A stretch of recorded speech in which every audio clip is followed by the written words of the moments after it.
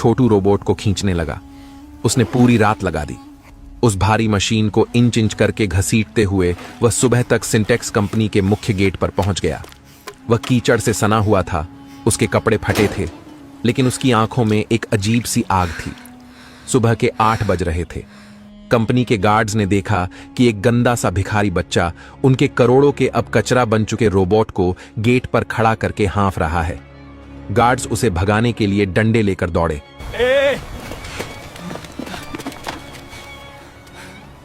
पागल है क्या? यहां कबाड़ बेचने आया है?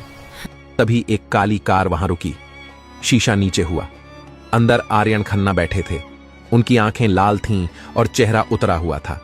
छोटू ने गार्ड्स को धक्का दिया और चिल्लाया, साहब, ये कबाड़ नहीं है, ये जिंदा है। बस इसे सांस लेने में दिक्कत हो रही है। मुझे औजार दो, मैं इसे चलाकर दिखाऊंगा। आर्यन ने उस बच्चे को देखा। आर्यन खन्ना ने कार का दरवाजा खोला और बाहर निकले। उनके महंगे जूतों पर कीचड़ के छींटे पड़े, लेकिन उनका ध्यान उस बच्चे पर था। क्या कहा तुमने? क्या कहा तूने? आर्यन की आवाज भारी और सख्त थी। छोटू, जो ठंड से कांप रहा था, सीधा खड़ा हुआ। उसकी आंखों में डर नहीं, विश्वास था। साहब, आपके इंजीनियरों ने इसे दिमाग से बनाया है, दिल से नहीं। इसमें एक संतुलन की कमी है जो मैं ठीक कर सकता हूं। बस मुझे एक मौका और कुछ औजार चाहिए। पीछे से कंपनी के मुख्य इंजीनियर मिस्टर वर्मा और उनकी टीम भी आ गई। उन्होंने छोटू को देखा और जोर से हंस पड़े। मिस्टर खन्ना, वर्मा ने व्यंग्य से कहा, अब हम इस सड़क छाप भिखारी की बात सुनेंगे। हमने MIT और IIT से डिग्रियां ली हैं, सालों रिसर्च की है। जो मशीन हम ठीक नहीं कर पाए, वो यह अनपढ़ कचरा बीनने वाला ठीक करेगा? यह मजाक है। दूसरे इंजीनियर ने भी ताना मारा, अरे, इसे लगता होगा कि यह कोई पुराना रेडियो है जिसे ठोक पीट कर चला देगा। सिक्योरिटी, इसे बाहर फेंको। गार्ड्स आगे बढ़े, लेकिन आर्यन ने हाथ उठाकर उन्हें रोक दिया। आर्यन के पास अब खोने के लिए कुछ नहीं था। कंपनी दिवालिया होने की कगार पर थी और उस बच्चे की आंखों में वह जिद थी जो कभी आर्यन में हुआ करती थी। आर्यन ने कहा, अंदर आने दो इसे। लेकिन सर, वर्मा ने विरोध करना चाहा। मैंने कहा, इसे अंदर ले आओ और जो औजार ये मांगे इसे दे दो। वैसे भी वो मशीन अब कचरा है, ये उसे और कितना ही खराब कर लेगा। आर्यन ने फैसला सुना दिया। छोटू को उस हाईटेक लैब में ले जाया गया। चारों तरफ सफेद रोशनी, कंप्यूटर स्क्रीन और AC की ठंडक थी। छोटू वहां एक काले धब्बे जैसा लग रहा था। इंजीनियर्स ने जानबूझकर उसे परेशान करने के लिए पुराने और भारी औजार दिए।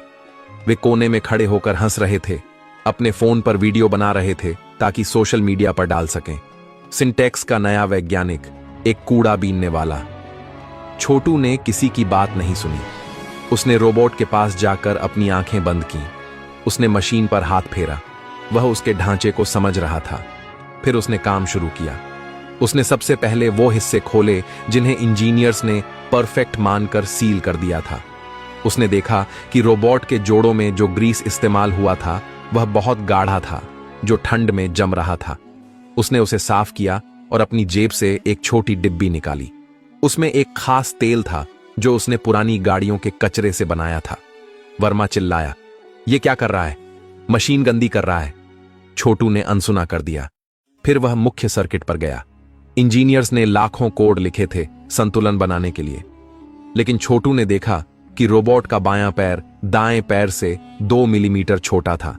एक मैन्युफैक्चरिंग गलती जिसे सॉफ्टवेयर पकड़ नहीं पाया था। उसने रोबोट के पैर के नीचे एक पुराना रबर का वॉशर फिट कर दिया जो उसने कूड़े से उठाया था। घंटे बीतते गए। सुबह से शाम हो गई। छोटू पसीने से लथपथ था।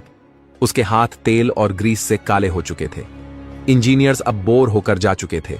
सिर्फ आर्यन खन्ना और वर्मा वहां रुके थे। हो गया, छोटू ने धीरे से कहा। वर्मा हंसे। अच्छा? रबर और तेल लगाकर 500 करोड़ का रोबोट ठीक हो गया? चलो इसे ऑन करो और तमाशा खत्म करो।